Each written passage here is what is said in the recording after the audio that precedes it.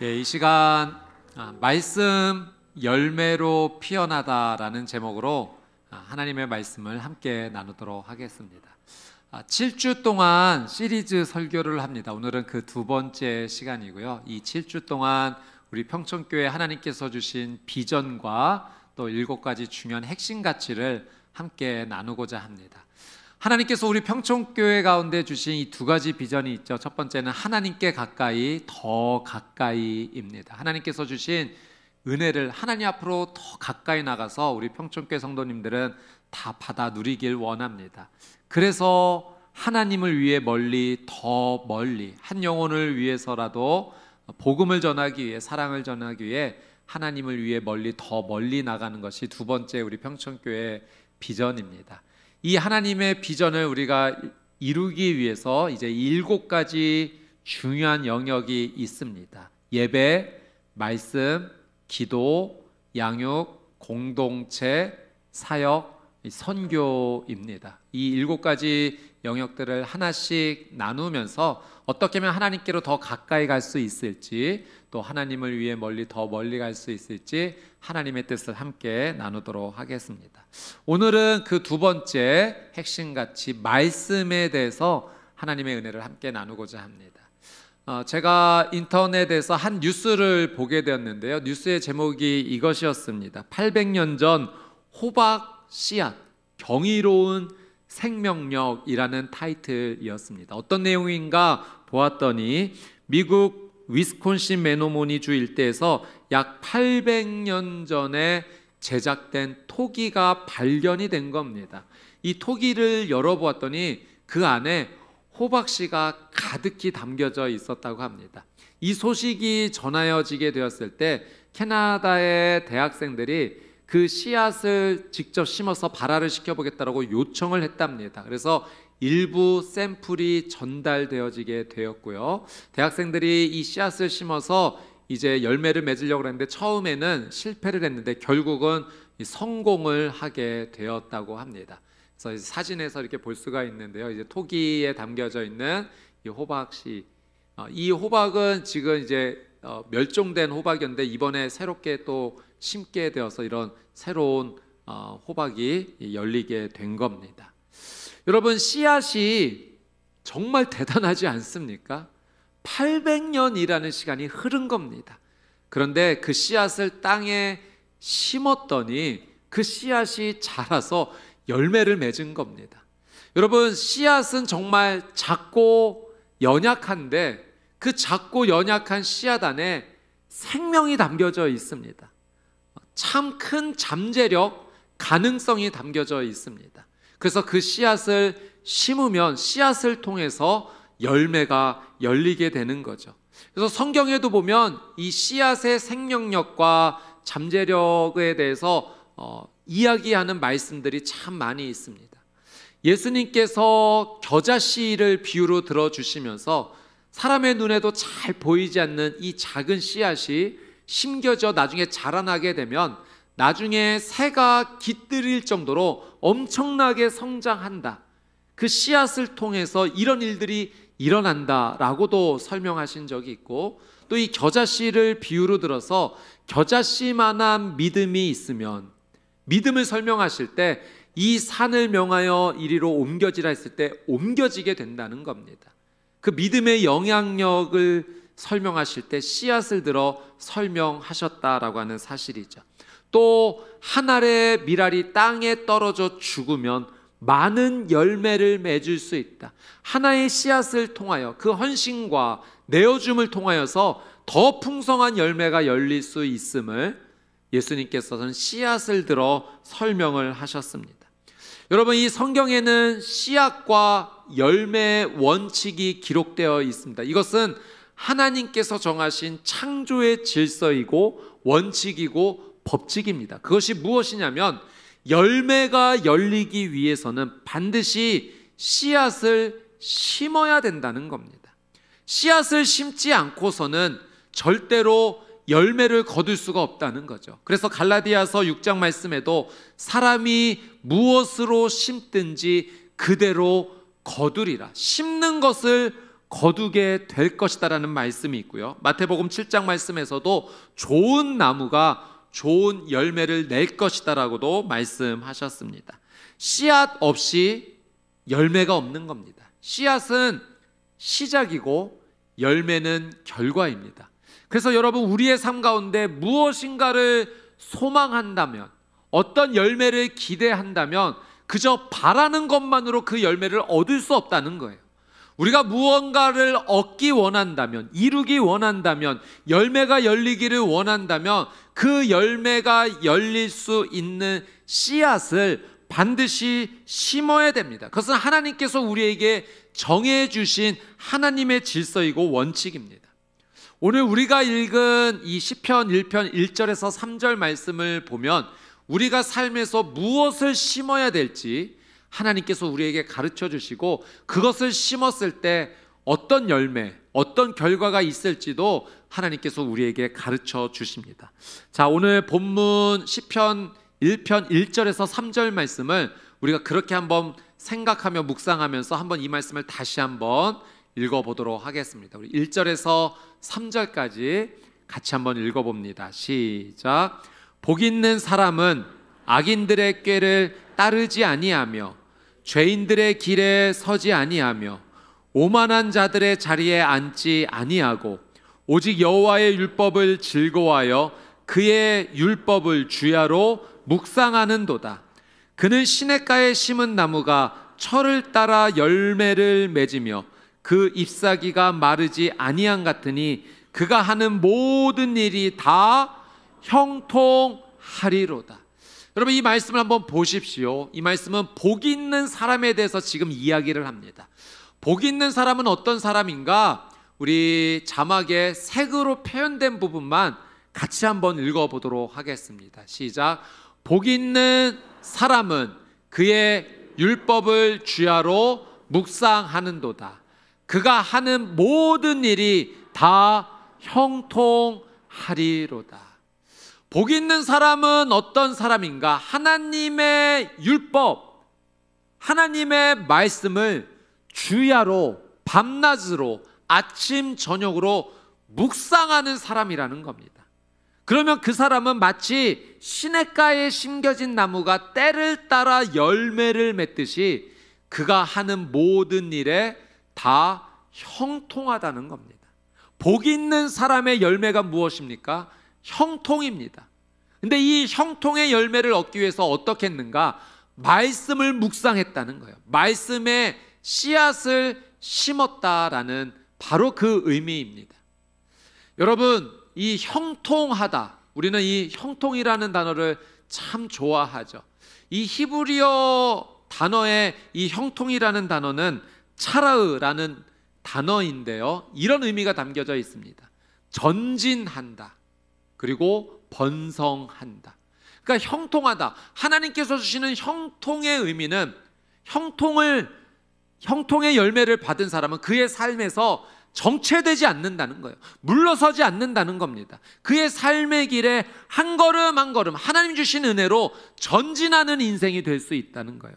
또 번성한다고 합니다. 넓어지는 겁니다. 풍성해지는 겁니다.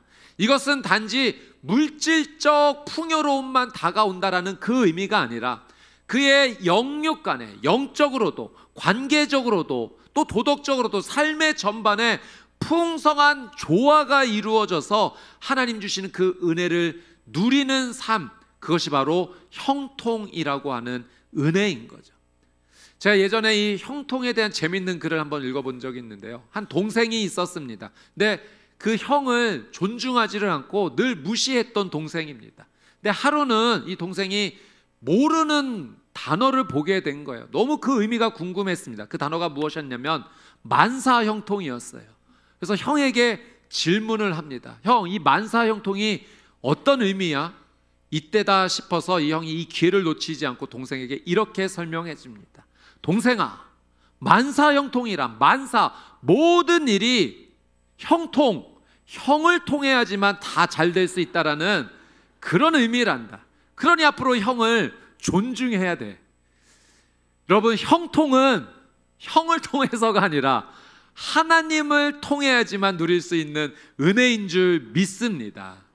복 있는 사람이 이 형통의 은혜를 잊게 된다는 거죠. 근데 그 복 있는 사람은 어떤 사람인가? 오직 여호와의 율법을 즐거워하여 그의 율법을 주야로 묵상하는 자로다. 하나님의 말씀을 즐거워해서 그의 삶 가운데 매일 말씀의 씨앗을 뿌리는 자라는 거예요. 복 있는 사람은 매일매일 하나님의 말씀을 씨앗을 뿌리니 때가 되면 마치 시냇가에 심은 나무가 열매를 맺듯이 그의 삶 가운데 열매가 열리는데 형통의 열매가 열린다는 겁니다. 오늘 우리가 하나님의 말씀을 우리의 삶 가운데 심게 되었을 때 어떤 형통의 열매가 열릴지 세 가지 은혜를 함께 나누도록 하겠습니다. 자, 말씀을 통해 맺는 열매 첫 번째, 말씀은 사랑의 열매를 맺습니다. 우리의 삶에 말씀의 씨앗을 뿌리게 될 때 어떤 열매가 열리는가? 사랑의 열매가 열린다라고 하나님께서 약속해 주셨어요. 자, 요한복음 15장 10절 말씀을 우리 같이 한번 읽어보도록 하겠습니다. 요한복음 15장 10절입니다. 시작. 내가 아버지의 계명을 지켜 그의 사랑 안에 거하는 것 같이 너희도 내 계명을 지키면 내 사랑 안에 거하리라. 여러분, 말씀을 보십시오. 예수님께서 아버지의 무엇을 지키셨습니까? 계명, 말씀, 하나님의 말씀을 마음에 뿌리고 심고 순종하여 지켰다는 겁니다.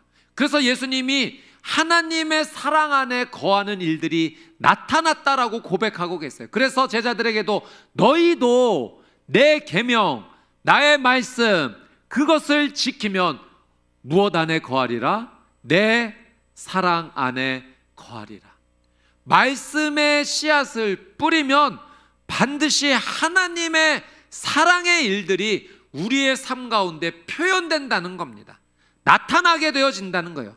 열매가 이루어진다는 거죠. 말씀의 씨앗의 열매가 사랑의 열매입니다. 요한일서 2장 5절 말씀도 한번 보겠습니다. 요한일서 2장 5절 같이 읽습니다. 시작. 누구든지 그의 말씀을 지키는 자는 하나님의 사랑이 참으로 그 속에서 온전하게 되었나니 이로써 우리가 그의 안에 있는 줄을 아노라. 여러분, 누구든지 하나님의 말씀을 지키는 자는 무엇이 그의 안에서 온전하게 되어진다고요? 하나님의 사랑이.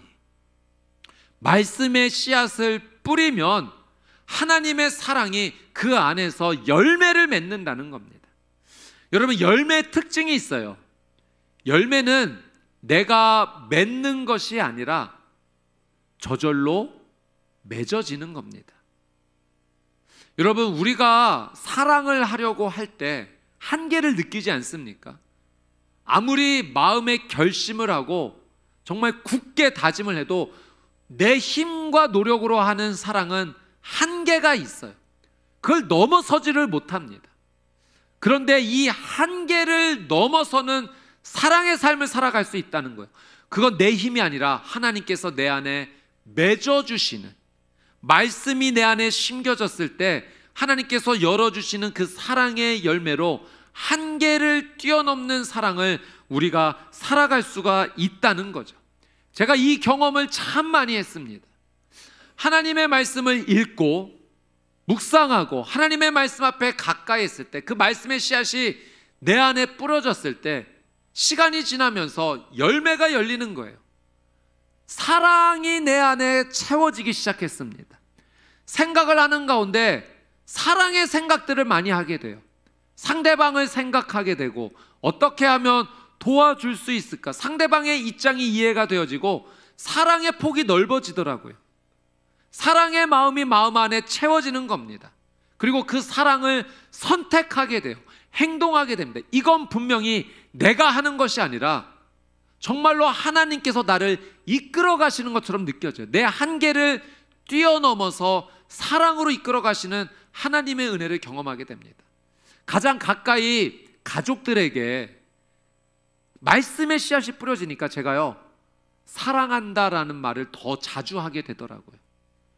평소에도 사랑하는 마음이 있지만 잘 표현하지 않았던 것들이 이제는 사랑한다라는 그 표현으로, 말의 고백으로, 행동으로 조금씩 변화되어지는 것을 내가 느낄 수가 있게 됩니다.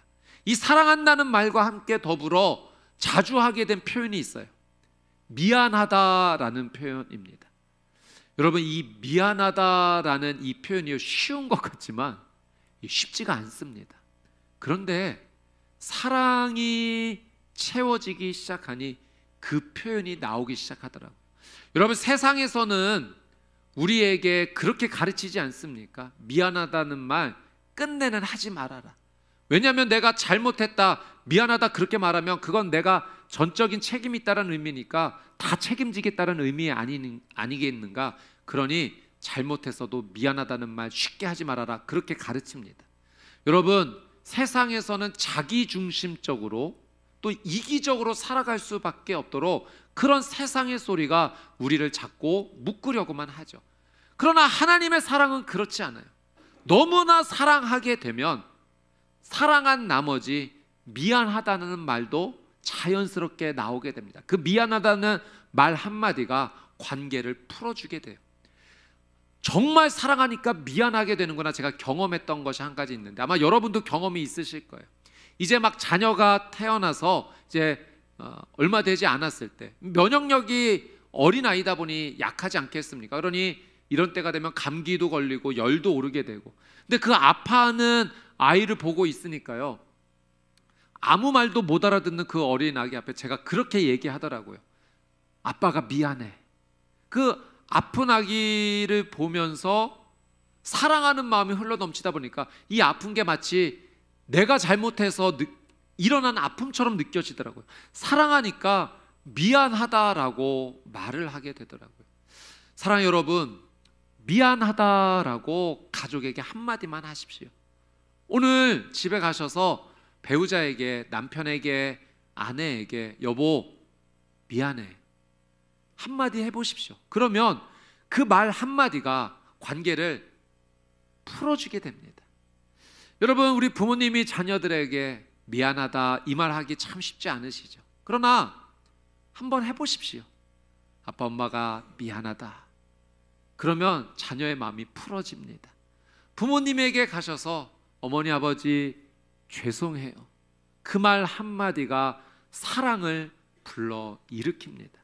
여러분, 이거는 하나님께서 주신 은혜로 할 수가 있는 거예요. 하나님의 말씀이 심겨지게 되면 우리 안에 분명히 사랑의 열매가 열리게 됩니다. 저는 우리 성도님들의 귀한 삶 가운데 하나님의 말씀이 심겨져서 사랑으로 충만해지는 그 놀라운 은혜가 있게 되기를 주님의 이름으로 축복합니다. 여러분, 그러니 말씀을 읽으셔야 됩니다. 여러분, 성경책을 펴셔서 이제 말씀을 읽으셔야 돼요. 그냥 말씀이 내 삶 가운데 사랑을 시작하는구나 깨달는 것으로 정도로만 아셔서는 안 됩니다. 말씀을 피셔서 매일 읽으셔야 되고 하나님의 말씀을 묵상하셔야 됩니다. 여러분, 필사를 멈추셨다면 다시 시작하십시오. 말씀을 읽다가 이 말씀이 너무 좋으면 그 말씀을 또 암송하십시오. 그것이 우리의 삶에 말씀의 씨앗을 뿌리게 되는 것입니다. 여러분, 말씀의 씨앗이 뿌려져 사랑으로 역사하는 놀라운 인생이 되시기를 주님의 이름으로 축복합니다.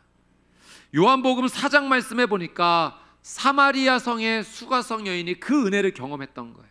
사랑이 메말랐던 여인, 사랑이 고갈되었던 여인, 5 남편이 있었고 지금도 남편이 있지만 여전히 사랑을 갈구하는 사람이었습니다. 정오에 우물가에 물을 기르러 오지 않습니까? 왜 그런 것이죠? 사랑이 메말랐기 때문에. 동네 사람들과 마주치고 싶지 않은 거예요. 더 이상 말을 섞고 싶지도 않고 눈빛을 서로 마주치기도 싫은 겁니다. 미워하는 감정이 가득하게 된 거예요. 그런데 이 여인이 예수님을 만나게 된 거죠.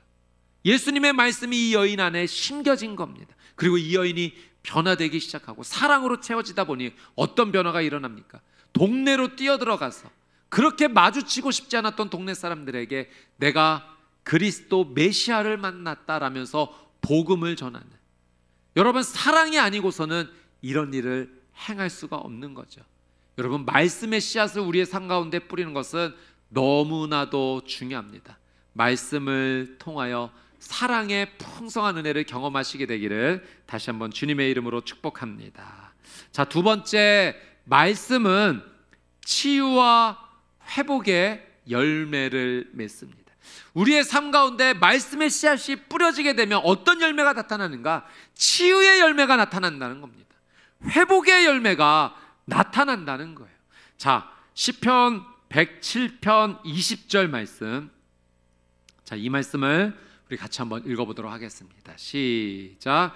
그가 그의 말씀을 보내어 그들을 고치시고 위험한 지경에서 건지시는도다. 아멘. 여러분, 하나님께서 무엇을 보내주셨다고요? 말씀을 보내주셨답니다. 그 말씀이 임할 때 어떤 일이 일어납니까? 여러분, 고쳐지는 일, 위험한 지경에서 건져주시는 하나님의 역사가 나타난다는 거예요. 여러분, 하나님의 말씀에는 치유와 회복의 능력이 있는 줄 믿습니다. 저는 이걸 분명히 말할 수 있어요. 왜냐하면 이 은혜를 경험했기 때문입니다. 20대 초반에 여러분, 제가 다리 전방 십자인대 왼쪽이 다 끊어져서 수술받고 힘들었던 이야기를 한번 해드린 적이 있죠. 여러분, 제가 그때 어떻게 회복됐는가? 말씀을 읽다가 회복이 됐어요. 대학부 수련회에 참여해서 말씀을 읽는 그 프로그램 속에서 말씀을 읽는 가운데 하나님께서 제 무릎을 만져주시는 경험을 하게 되었습니다.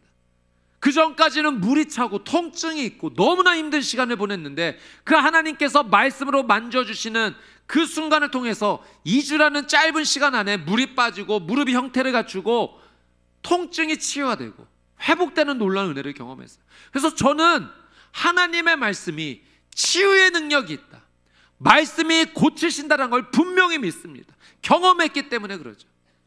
여러분, 이렇게 제가 20대 초반에 수련회를 통해서 하나님의 말씀을 만난 건 제 인생에 너무나 큰 경험이 된 거예요. 여러분, 이번에 우리 청소년 아이들이 캠프 통해서 하나님 만나야 됩니다. 여러분, 기도해 주십시오. 우리 아이들이 이 귀한 시기 가운데 하나님을 만나는 체험을 하게 되면 인생 전체가 하나님의 손에 붙들린 능력의 삶이 될 줄 믿습니다. 우리 청년들 태국, 라오스로 단기 선교 아웃리치 나가는데 그 안전하게 잘 다녀올 수 있도록 우리 함께 기도해야 됩니다. 그리고 그 자리에 성령님의 놀라운 역사가 일어날 수 있도록, 청년의 때 하나님을 경험하는 일들이 일어날 수 있도록 우리는 기도해야 됩니다. 여러분, 말씀의 씨앗이 뿌려지면 반드시 치유와 회복의 역사, 위험한 지경에서 건져주시는 하나님의 놀라운 능력을 경험하게 되죠. 우리 교회 안수 집사님 한 분 가운데 매일매일 말씀을 묵상하시는 분이 계십니다. 근데 이분이 지난주에 목 디스크 수술을 받으셨어요. 근데 이제 수술이 끝나고 돌아오셨는데 갑자기 위급한 상황이 발생이 된 겁니다. 호흡이 막 가빠지면서 심장이 멈출 듯한 그 위급한 상황, 심정지 상황이 올 것 같은 위급한 상황에 중환자실로 급하게 이제 들어가게 돼서 응급처치가 일어나게 되는데, 이 너무 위급한 상황은 아니겠습니까? 그러니까 이분이 여기에서 그냥 기도가 터져 나오신 거예요. 의료진들이 둘러싸고 있는 가운데도 하나님을 부르면서 간절하게 기도하기 시작한 겁니다. 그때 하나님께서 마음에 이걸 깨닫게 해주신 거예요. 엘리야가 로뎀나무 아래 쓰러져 있어서 그 정말 심신이 지쳐 있는 가운데 다 내려놓고 싶었던 그때 하나님께서 천사를 보내주셔서 그를 어루만져 주시고 먹을 걸 먹여주시면서 그를 회복시켜 주셨던 말씀이 믿어지면서 하나님께서 나를 붙잡아 주시겠구나, 그 믿음이 생기더랍니다.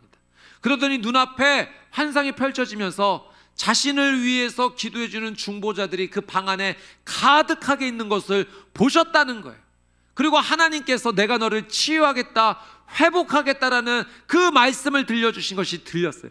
그 순간 그 심각했던, 심장이 위험했던 순간 가운데 회복되어지는 놀라운 은혜를 경험하게 된 겁니다. 다시 병실로 돌아오셔서 이런 일이 있었노라고 저에게 전화를 걸어주셔서 그 귀한 간증을 함께 나누어 주셨습니다.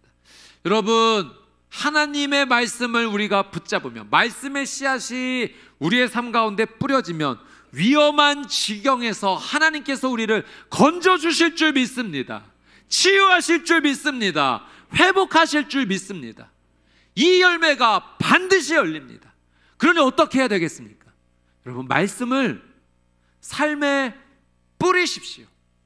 복 있는 사람은 오직 여호와의 율법을 즐거워하여 그의 율법을 주야로 밤낮으로 아침 저녁으로 묵상하는 자로다.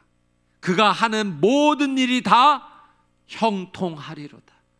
여러분, 말씀의 씨앗을 뿌리면 하나님의 치유와 회복, 위험한 지경에서 건져주시는 열매가 열리게 될 줄 믿습니다. 자, 마지막으로 세 번째, 말씀은 변화의 열매를 맺습니다. 말씀의 씨앗이 우리의 삶에 뿌려지게 되면 우리의 삶은 변화의 삶으로 나가게 된다는 거예요. 어떤 변화일까요? 디모데후서 3장 16절 말씀을 같이 한번 읽어보도록 하겠습니다. 디모데후서 3장 16절입니다. 시작. 모든 성경은 하나님의 감동으로 된 것으로 교훈과 책망과 바르게 함과 의로 교육하기에 유익하니. 모든 성경은 무엇으로 됐다고요? 하나님의 감동으로 된 것으로.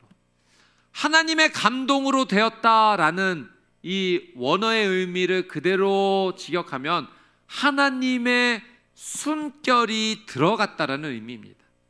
하나님께서 이 말씀을 기록하여 주셨을 때 하나님의 사람들을 세우셔서 하나님의 숨결을 불어넣으셔서 그 영감으로, 감동으로 이 말씀이 하나하나 기록되었다는 거죠. 그러니 이 말씀 안에는 하나님의 숨결이 들어와 있는 겁니다. 여러분, 하나님께서 아담을 창조하실 때 흙으로 그 모양을 빚으셨어요. 그리고 거기서 멈추지 않고 그 코에 무엇을 불어넣으셨습니까? 생기를 불어넣으셨어요. 하나님의 숨결이 들어간 겁니다. 하나님의 숨결이 들어가기 전까지는 그냥 흙이었어요. 생명이 없었습니다. 그러나 하나님의 숨결, 하나님의 생기가 들어가자 여러분, 아담이 생명체가 된 겁니다. 우리가 하나님의 말씀을 읽으면, 하나님의 말씀을 필사하면, 하나님의 말씀을 매일매일 묵상하면 하나님의 말씀이 우리 안에 뿌려지게 되는 것인데, 이것은 곧 하나님의 숨결, 하나님의 생기, 하나님의 생명이 우리 안에 임하게 되는 것인 줄 믿습니다. 그러니 그 하나님의 생명의 말씀이 우리를 가르쳐 주신다는 거예요. 우리를 교훈하시기도 하시고 책망하시기도 하시고 바르게 하시기도 하시고 의로 올바른 삶을 살아갈 수 있도록 교육하여 주신다는 겁니다. 그래서 하나님의 말씀이 여러분 정말로 나를 가르쳐 주십니다. 말씀이 채워지고 또 채워지게 되면 생각 가운데, 아, 이거 하나님께서 원하시는 것이구나. 아, 이거 하나님께서 원치 않으시는구나. 여러분, 내 의지로 살아가면 그 마지막이 항상 무엇인지 아십니까? 내 의지의 마지막은 죄뿐입니다. 내가 하고 싶은 대로 생각하고 말하고 선택하면 늘 그 마지막은 죄만 남아요. 죄는 사망이에요. 죽음이에요. 깨트릴 뿐입니다. 나에게 하나도 유익이 없어요. 그러나 하나님의 말씀이 내 안에 뿌려지면 하나님께서 나를 이끌어 가십니다. 하나님께서 원하시는 생각, 선택, 행동을 하게 되고 그 마지막의 결론은 생명이에요. 하나님의 사랑이 있습니다. 하나님께서 원하시는 그 일들이 마지막에 남아요. 그것이 우리에게 열매가 되는 거죠. 여러분, 하나님의 말씀, 우리의 전 인격을 변화시키는 능력의 말씀인 줄 믿습니다. 여러분, 기독교 역사 가운데 정말로 한 획을 그었던 신학자 어거스틴이 있죠. 근데 어거스틴이 그의 삶의 초기의 젊은 시절에 참 많이 방탕했음을 고백했습니다. 그의 고백록을 보면은 젊은 시절에 정욕의 가운데 사로잡혀 있었음을 회개하는 내용이 나옵니다. 성적으로 문란했음을 하나님 앞에 회개했던 거죠. 그런데 이렇게 죄 가운데 휩싸여 있었던 어거스틴, 포기하지 않는 한 사람이 있었으니 그의 어머니 모니카였습니다. 그의 어머니 모니카가 날마다 눈물로 이 아들을 위하여 간절히 하나님께 돌아올 수 있도록 기도했던 거죠. 어느 날 이 죄의 삶에 갇혀 마음이 공허하고 힘든 가운데 이 어거스틴이 정원에 앉아 있을 때 아이들이 재미있게 부르는 노랫소리가 들려왔답니다. 그런데 그 노랫소리를 들으니 어떤 가사가 들리는가? 집어 들어 읽어라, 이 가사가 들리는 거예요. 집어 들어 읽어라. 그래서 자기 주변에 있던 이 성경책을 집어서 펴서 읽기 시작을 한 겁니다. 그때 읽었던 하나님의 말씀이 로마서 13장의 말씀이었어요. 로마서 13장 13절에서 14절 말씀. 낮에와 같이 단정히 행하고 방탕하거나 술 취하지 말며 음란하거나 호색하지 말며 다투거나 시기하지 말고 오직 주 예수 그리스도로 옷 입고 정욕을 위하여 육신의 일을 도모하지 말라. 이 말씀이 어거스틴의 가운데, 그의 영혼 가운데 깊숙이 들어왔던 겁니다. 말씀이 이 어거스틴의 영혼을 찌른 겁니다. 하나님의 말씀이 떨어진 거예요. 그 말씀이 이 어거스틴을 책망했고 교훈했고 바르게 지금 이끌어가고 있는 겁니다. 어거스틴이 무너졌어요. 눈물로 회개했습니다. 그리고 하나님께 돌아와 하나님이 원하시는 삶으로 한 걸음 한 걸음 나아가 하나님께 가까이 가는 그 귀한 삶을 통하여 인생의 초반에는 방탕한 삶이었지만 나중에는 성자로 인정을 받을 만큼 하나님께 쓰임받는 귀한 삶을 살게 되었던 거죠. 그 시작이 무엇입니까? 하나님의 말씀이에요. 집어 들어 읽어라. 여러분, 말씀을 읽으면, 말씀의 씨앗이 우리 안에 뿌려지게 되면 그 말씀이 우리 안에 역사하게 됩니다. 나의 전 존재를 변화시켜 줍니다. 어떤 길로 걸어가야 될지, 어떻게 하면 죄를 짓지 않을 수 있을지 하나님께서 우리에게 가르쳐 주시고 직접 도와주십니다. 여러분, 내가 죄를 짓지 않는 것이 아니라 하나님께서 도와주셔야지만 죄를 짓지 않는 거예요. 하나님의 도우심이 어디로부터 시작되는가? 하나님의 말씀으로부터 시작됨을 하나님께서 우리에게 가르쳐 주십니다. 여러분, 하나님께서 우리 평촌교회에게 말씀하십니다. 하나님께 가까이, 더 가까이 나와라. 오늘 우리에게는 말씀을 통하여 가까이 나오라고 우리에게 가르쳐 주십니다. 여러분, 성경 통독하시다가 성경 읽으시다가 멈추신 우리 성도님 계십니까? 오늘부터 다시 성경을 펴십시오. 그리고 매일 정한 분량을 읽어 내려가십시오. 하나님의 음성으로 이 말씀을 마음에 뿌리십시오. 큐티를 하시다가, 묵상을 하시다가 잠깐 멈추신 성도님 계십니까? 다시 하나님의 말씀을 펴서 묵상하십시오. 이 말씀이 나에게 어떤 의미로 다가오는지, 하나님께서 내게 무엇을 말씀하시는지 소중히 품으십시오. 그러면 하나님께서 여러분의 인생을 이끌어 가실 겁니다. 필사를 하시다가 잠깐 멈추신 우리 성도님 계십니까? 다시 쓰십시오. 한 글자 한 글자, 한 단어 한 단어가 살아 움직여 여러분의 삶 가운데 새겨지기 시작할 겁니다. 그러다가 하나님의 귀한 말씀을 만나면 또 암송하십시오. 그 암송된 말씀이 여러분에게 기도가 될 겁니다. 외워진 하나님의 말씀이 여러분의 입술에서 선포되면서 기도의 삶으로 또 이어지게 될 겁니다.